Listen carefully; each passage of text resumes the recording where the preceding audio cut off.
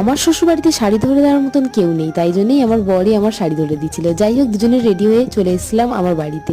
তো আজ ছিল দিরাবাবন, তাই মা এত কিছু আবার আয়োজন করেছে। তো বললে আমি এইসব খেতে খেতে ক্লান্ত হয়ে গিয়েছি, তাও মা কি আর শোনে।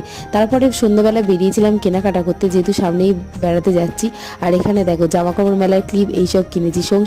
সংসারী হয়ে গেছি বলে কথা, এইসব না কিনলে হয়। যাই হোক, এই সোয়েটার আর এই ব্যাকপ্যাকটা কিনে নিয়ে চলে এলাম। তারপরে একটুখানি অন্য জায়গায় যাওয়ার ছিল, তো গিয়ে দেখি না একটা গেট পড়েছে, তো প্রচণ্ড লেট হয়ে যাওয়ার জন্য তাই জন্য বাইপাস ধরেছিলাম। তো ওখান থেকে গিয়ে কাজটা মিটিয়ে নিয়ে তারপরে দুজনে ফুচকা খেয়েছিলাম। এই ফার্স্ট টাইম বোধহয় আমি আরও একসাথে ফুচকা খাচ্ছি কোথাও দাঁড়িয়ে। যাই হোক, বাড়ি এসে তারপরে দাদা বলে লুডো খেলবি, লুডো পুডো খেলেছিলাম। তারপরে আজ রাতের ডিনারে ছিল বৌদির হাতে স্পেশাল বিরিয়ানি। তো এখানে আমরা সবাই খেতে বসে গিয়েছিলাম। প্রথমে বোনেরা খেয়েছিল, কারণ ওরা বাড়ি চলে যাবে, আর আমি আজকের বাড়িতে ছিলাম। আর এখানে আমার ভাই বলছে বিরিয়ানিতে শেষ হয়ে গেছে, হাড় চেবাচ্ছি, এটাই ভিডিও কর। আজ ভিডিওটা এই পর্যন্ত, দেখা হচ্ছে নেক্সট ভিডিওতে খুব তাড়াতাড়ি।